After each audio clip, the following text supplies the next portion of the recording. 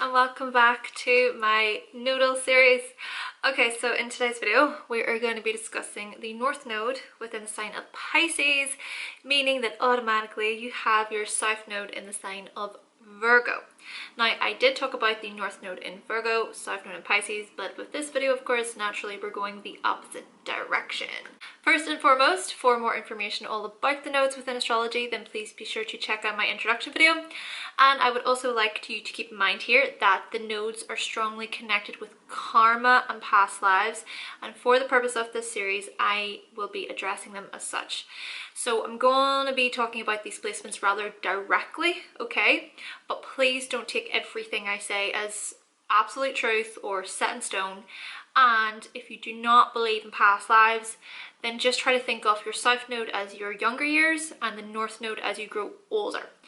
But if you are interested in karma and learning about karma, I have made a video about karma, and I'm going to put that link to the video somewhere so you can check it out. Okay, let's do this. North Node in Pisces. We're going to start off then by looking at your South Node in Virgo. So where are you coming from? First thing to be aware of, North Node in Pisces, is that in a past life you were a physical healer and helper. You might have been a surgeon, a doctor, maybe a nurse, though whatever job or career it was, you seem to be a tireless servant in your previous life, where your very existence revolved around how much you could help others. Now, if you think about the occupations that I just highlighted there, well, they are rather critical positions, aren't they? Therefore, you had to get it right. And I mean, you had to get it right the first time because somebody else's life depended on it. That's a lot of pressure, isn't it, North Node in Pisces? Those are some pretty high standards to live up to, aren't they, North Node in Pisces? So naturally, performing the job correctly was necessary. Some would even say perfection was requested from you, you know? There's a lot of attachment to and a sense of urgency about doing things perfectly in this lifetime. This I find to be quite interesting because so many of us say that perfection isn't a thing, that it's just, you just can't obtain perfection. No one can reach perfection. And what is perfection anyway? I mean, sure, yes, we all have flaws, but these flaws exist because we see them as flaws. But what if we looked at the flaws as something that is perfect about ourselves? This whole concept of understanding that none of us are truly broken, but it's how we perceive these feelings that make it so. So even in our brokenness, even with our wounds, even with our traumas, even with our flaws, we can see the beauty in them. And it is Libra that comes after Virgo in the zodiac. Then again, it is possible to accept that no one is perfect, right?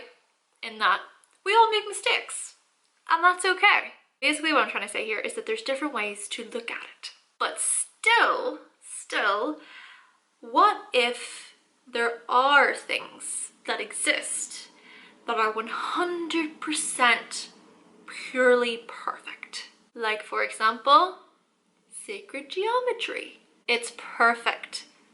Perfect. What is sacred geometry, you might ask? Let's just touch on this for a moment. Now, sacred geometry involves sacred universal patterns used in the design of everything in our reality. It's geometry and mathematical ratios, harmonics and proportion, which are also found in the likes of music and light. And it's this value system that is found in prehistory.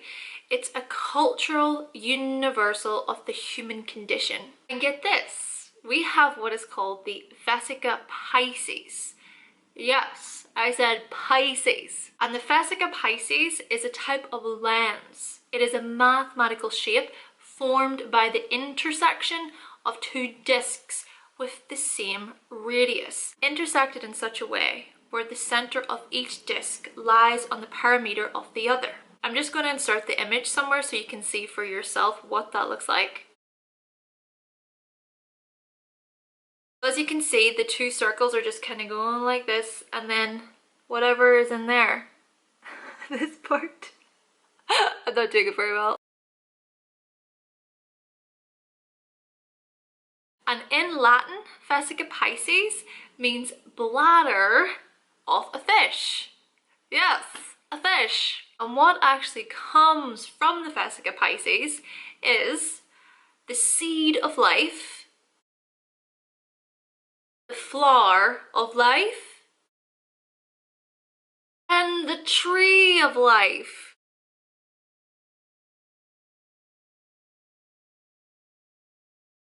How about that, huh? A fish turning into a tree. Let's just say here that it is no coincidence that Pisces and Virgo sit opposite each other. And guess what else? The exterior angle of the Great Pyramid of Giza can be reproduced with the Vesica Pisces. And another thing that's considered to be somewhat perfect is the Platonic solids. The Platonic solids consist of 5 perfect shapes formed when dividing a sphere into 3-dimensional forms, with each division having the exact same shape and angle. All perfect, perfectly measured and aligned, because the creation of our universe is perfect. But back to you, North Node and Pisces. When things go according to plan, you feel confident and strong. Everything is under control and the operation is proceeding successfully. But when the unexpected occurs, what do? You panic. This is because in a past life, as some medical personnel, you had set rules and procedures, meaning that there simply could be no mistakes. And so you bring into this life this need to do things just as exacting in a flawless way. What you must realize is that you not only burden yourself with these expectations of impeccable behavior, but you apply the same rigid standards to those around you, especially when it comes to your occupation, where you are of service to others. Another thing is that in a past life, you might have been the spiritual type, this holier than now type, where you would sort of send your spiritual truth by being of practical service in the world. You could have been a role model where others look to you to learn how spiritual people should behave. And so because of this, you might now subconsciously associate yourself with being this "I could possibly do nothing wrong" attitude, where things must go your way in the material world. However, in a past life, you could have got stuck on this concept of perfection, which resulted in you losing touch with the essence of your healing power. You just seem to identify greatly with this energy that in this lifetime, it's about releasing these attachments so that you can get in touch with your essence. In a past life, you might have also overused and overdeveloped your analytical skills, resulting in you analyzing everything, constantly pulling things apart to see how they work. And until you fully understand how they work, you feel dissatisfied. Your mentality just seems to be working on overdrive to the point where you analyze things that you really just need to leave alone. North Node in Pisces. I mean, please, can you not just leave it alone, for the love of God? Layer by layer you go, floor by floor you descend, yet when you get to the core, when you get to the ground floor, you end up feeling empty and anxious because you still can't find the answers you seek through this constant analysis. Yes, North Node in Pisces, you will analyze until you're blue in the face. Or is it red in the face? I can't quite remember.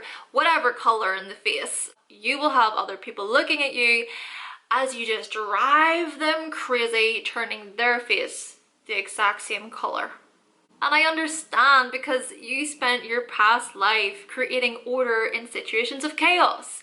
And so you were born feeling that you were supposed to have the answers once again. But yet there you sit as the situation seems to worsen, as you grow more and more anxious. But what you must know is that in actuality, you do have access to the answers. I mean, of course you do, but only when you first acknowledge that you don't have them.